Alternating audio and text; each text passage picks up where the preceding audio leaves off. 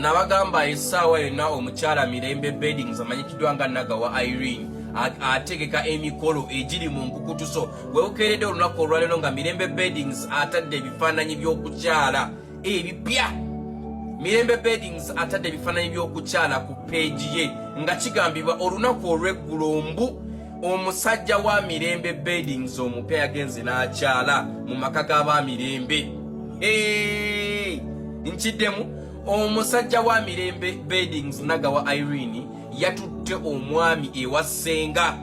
Nabagambye emikolo essaawa gyonna emikolo makunale Mirembe Beddings essaawa yonna bamutwala mu butongole. So kati mmwe abali eyo simanyi kye muliko naye nga bye bifaananyi byentaddeawo omukyala Mirembe Beddings olunaku olw'eggulo yatutte omwami ewa ssenga.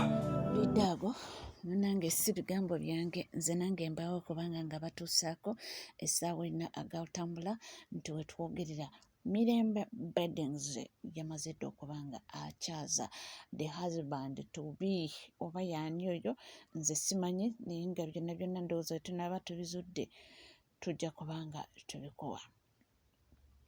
Nga tweyongerayo mu mawulire ag'enjawulo ensonga za Vanessa ne Bruno K zo ziranze.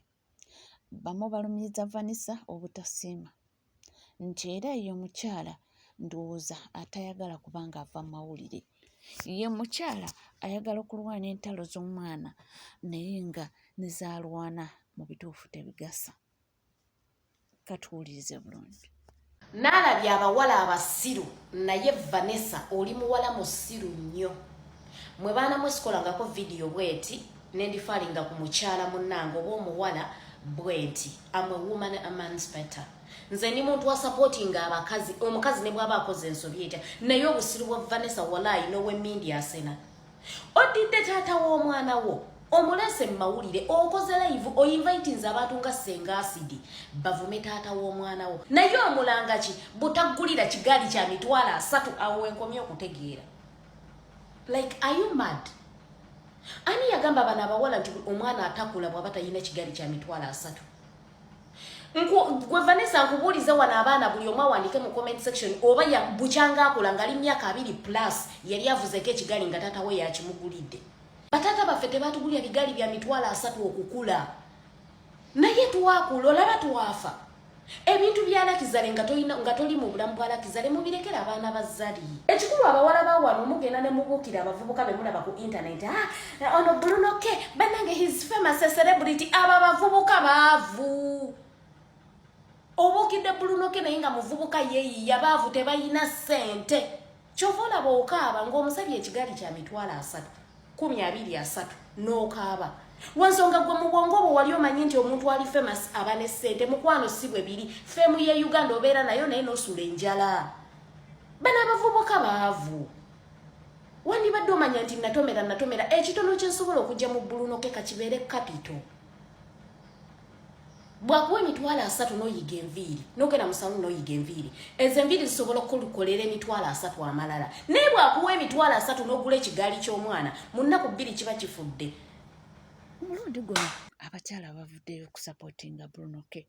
Abamu basoose ne bamujajinga ne bagamba aveeyo alabirira omwana naye storage zagweredde ng'abasinga kati baze ku side ya Bruno K. Banange Bruno K with all his 99 bad manners agezezaako Vanessa okulaga mbu afaayo naye Vanessa tosiima. Vanessa, you and the other women are the reasons why today abasajja bagamba omukazi ne bwokola otyo omukazi tasiima. Vanessa olina abasajja bangi abaakuzina ne bakuzaalamu. Bruno K si ye yekka eyakuzaalamu. Lwaki Bruno K omulemeddeko bw'otyo? Lwaki Bruno K omulemeddeko bw'otyo? Omusajja anaatuuka n'okwejjusa lwaki yakuzaalamu. Abasajja kati baatuuse n'okugamba bannange oba senga omwana afa neekutulako ene connection n'oyo omukazi. Omusajja talina ssente. Bruno K has no job. Naye afuba okulaba mbu omwana we asoma. Afuba okulaba nti kale omwana we asomera mu ssomero ery'ebbeeyi, cut us of his name.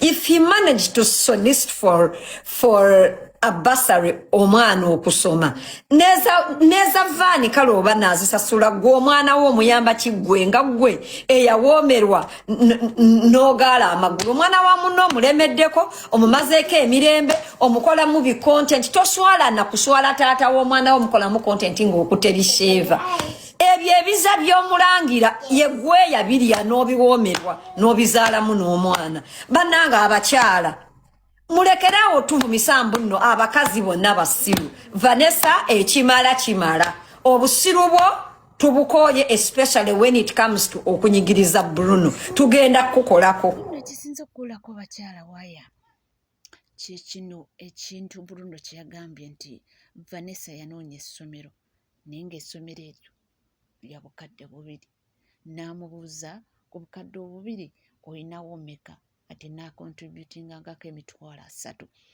Bruno kyeyagambye nti mu butuufu oku $2,000,000 nga gwanoonyeza essomero ate n'ogamba n'asasulangako $3 era n'abakyala bamusalidde omusango nalabye Bruno ke ngagamba nti baby mama we yagenda nanoonya essomero nakubira Bruno ke baebo nfunye essomero lya $2,000,000 mbu Bruno ke namubuuza ofunye lya $2,000,000 naye gwe jasobolanga leeta sente mmeka omukyala namugamba jasobola leeta $3,000 ku $2,000,000 osobolawo $3,000 gwanoonya essomero ery'$2,000,000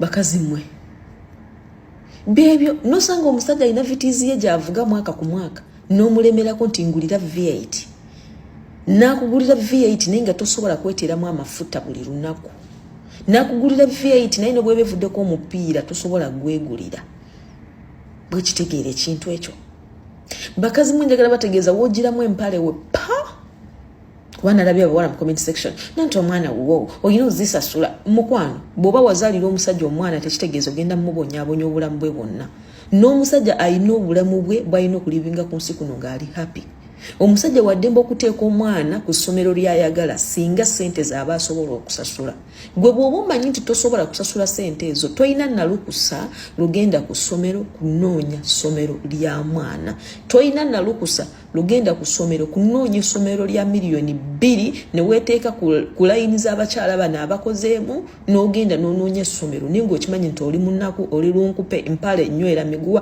biteeteeya nywera muguwa sikaati nywera miguwa bakyala mmwe mulekerawo okutimpa babba mmwe oba bataata b'abaana bammwe ebintu bye batasobola bigenda kumenya omwana wo kati kikuyamba ki okubanga Bruno atadde omwana ku ssomero lya $2,000,000 naye ng'omwana oyo agenda kukula nga talina waasula tebalina nnyumba tebalina maka omusajja n'ateeka omwana ku ssomero lya $2,000,000 naye nga tagenda kusobola kusevingira abaana be okubeerako n'ekijja we bagenda obbaziika jjukira nti balina okugula amataka balina okuzimba ennyumba alina okupulaningira abaana you get so bw'oba wannaku kkiriza omusajja atwale omwana agende anoonye essomero lyawulira nti waleti ye esobola okuba ng'esasula bakyala mwe mulekeraawo okwekubya ensimbu okugwa eddalo bw'oba omanyi nti tosobola kintu sirikira ddala bw'oba omanyi nti toyina busobozi sirikira ddala leka alina obusobozi anoonye okusinziira ku waleti ye nga bweyimiridde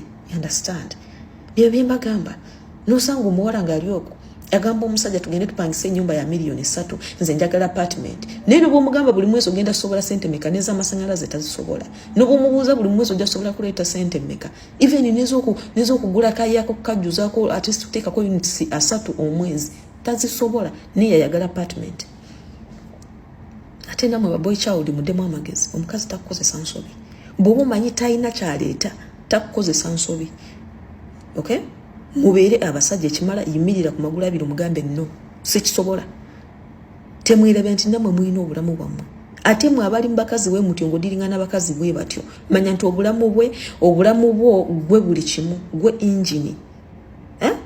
injini gwe fuluka weviirako omupiira bweti obulamu buba bukomye bw'oviirako okugulu bwoti obulamu buba bukomye so spendinga sente zisaasaanye okusinziira ku nfunayo n'enyingizaayo okay temundeekaanira excuse me tubadde tukyali awo ate amawulire gajja nti omuwala gw'olaba ono nti Bruno ke yali amufuniddeko n'omulimu nti naye mbu munnange kye yakola yatte omusiteedi okukola omulimu okunoonya akasente mbu yaddanga mu kugeya n'ageya Brunoke mbu n'amukunkumula n'amuteeka wali. Brunoke yafunira oyo omuwala omulimu n'amufunira omulimu ewa Hashimu. Maye omuwala kye yali akola yageya Hashimu ku kizimbe kyonna n'ageya Brunoke n'amukunkumula nali oyo omwala bamufunirako omulimu.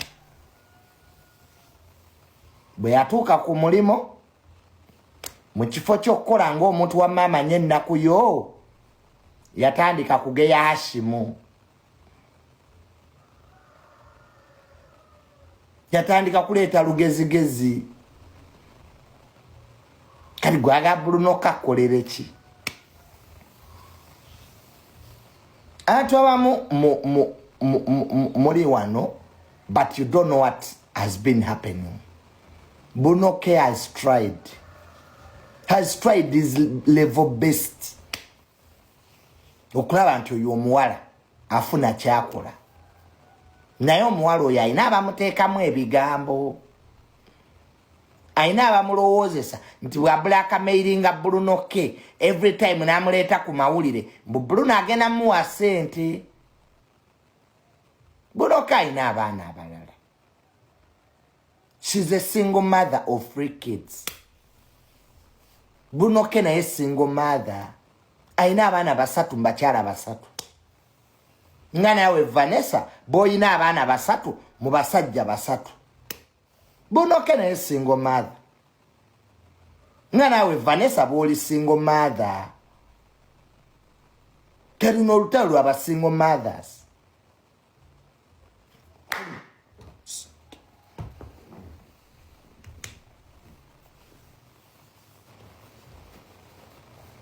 Ne Brunoke naye single mother. Musajja naye alina abaana 3, 3 kids. Mu bakazi 3.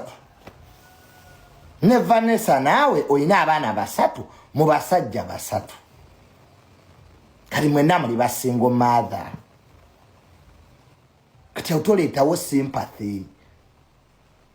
Omusajja tandabirira, simanyi omusajja tanfaako, naye single mother.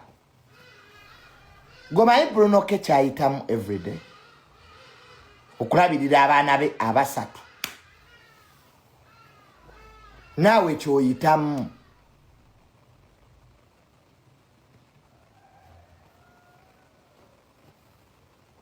Wali ozaalamu waaki?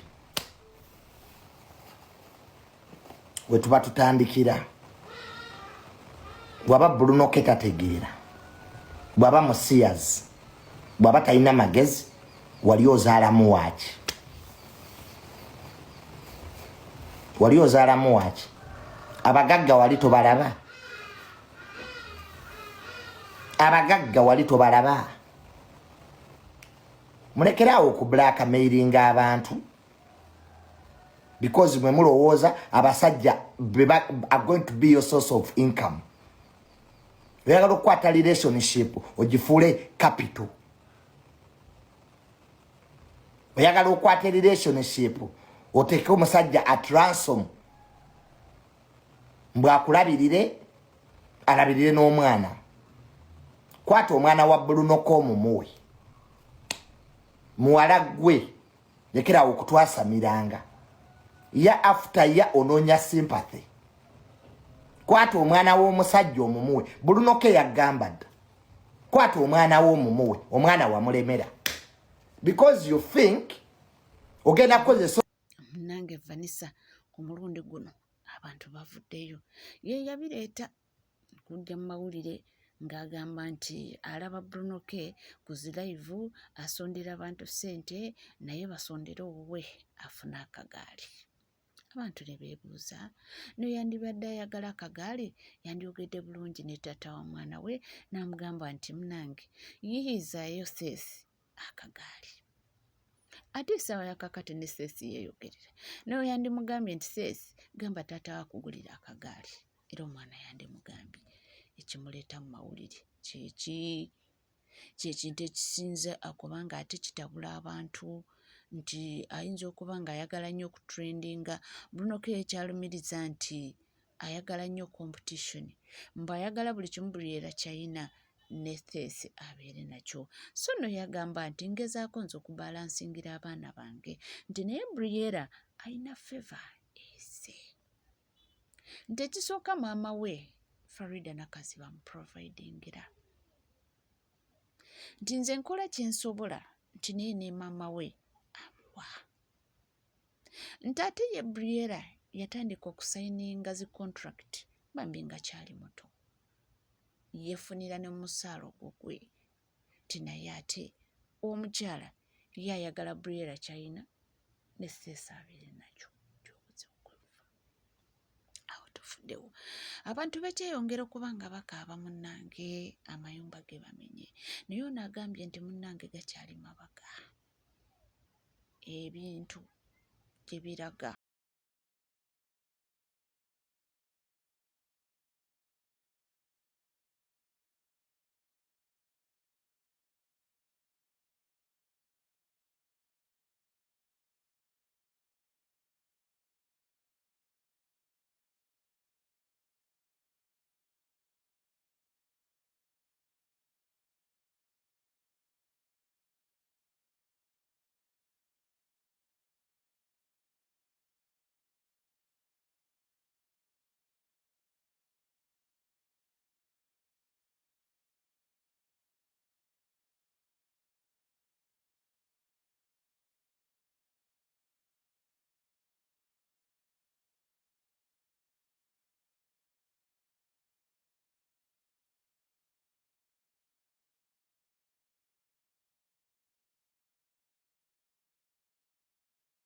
gavumenti ekifudde kya buwaze era ng'enju bagenda tandika ozimenya batandise okuzimenya bagamba balina akasente katono nnyo ogenda sasula buwananasi maya miliyoni 4 simaya miliyoni mmeka bano bagenda kukyajinga katono bagenda kujja ewakaawo balabe enjuyo bakubire pulaani y'enjuyo obeere ng'oyiseewo obusajja bumaliridde omenya enju bannange bw'oba olina ennyumba tebakumenyera ennyumba buli woonaalagaya obusajja busembera obusajja bwe butuuka tuyinza bugamba nti bane mulindeeko ngende mbikoleko tulina bikolako kati bagoba abatembeeyi nga tugamba bajja kukomawo nga bagobera ddala abasajja bamaliridde okutereeza ekibuga kati naffe tweyiye naffe twekoleko binyigiriza naye be bantu betwalonda tulina kugoberera mateeka owasimaati w'ehome ow'ekibanja mpola wayingiriramu nti naawe azimbye akasiisira kuba kakiyi kimuuko owasimaati w'ehome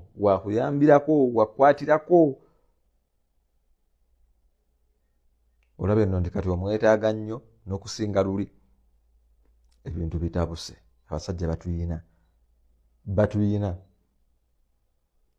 omuntu omu omukulu yaŋŋamba zimba kati ebiseera ebiddako mu maaso kigenda beera kizibu okuzimba nga bwolaba nga titosobola zimba mu London wallahi n'oba olina ssente zifaanana zitya toyinza genda London n'omala gazimbamu ensi kasiteekula n'amateeka gakula ne gafuuka amazibu ennyo inatabazi bagoba bawejjere tebaagala muwejjere atandike kuzimba kayumbayumba katategerekeka nga olaba bukalina obubi bwe bukunyiiza ng'oli mu kibuga abo be bagoba abalina obusente obutono naye nga tebalina ttaka eddungi wasikira ettaka ekyaluwajjala tolina ssente kati ositudde akazimbi akabiibibi kati abo be bagala onnyigiriza batunde bagende kyovula abataddewo ne kino ekyabo puloti obutono tebabwagala puloti entono tebazaagala banyigiriza muwejjere kuvaawo wano ogende weeyongereyo eyo wano basobole okugulibwa abantu abalina ssente basobola okudevelopinga ekibuga asobola ozimba akeedi etegerekeka.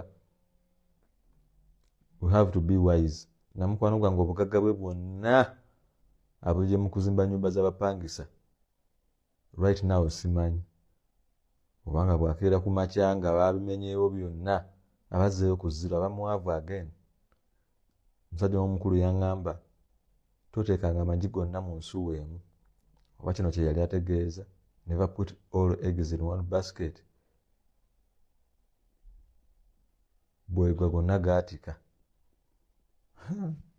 sawa we tulina olunaku lwaleero abantu bajumbidde okwetaba mu misinde ez'amazaalibwa ga kabaka oba giyite kabaka birthday run nga bulijjo bakikola era n'olunaku lwaleero we bazzeemu obulungi omulamwa gw'okuba nga basonda ssente ate akatangira okuyambako okuba nga bayamba ku bantu abalina akawuka akaleeta mukenenya era nga omulama bagwise men for good health era ne Ssaabasajja mwali nnyo butereevu webale kubanga wekumidde ku Legit TV 256 tuweerabira kubanga osubscribinga ringinga that notification bell sharinga likinga ebisigadde tukomawo nabyo tova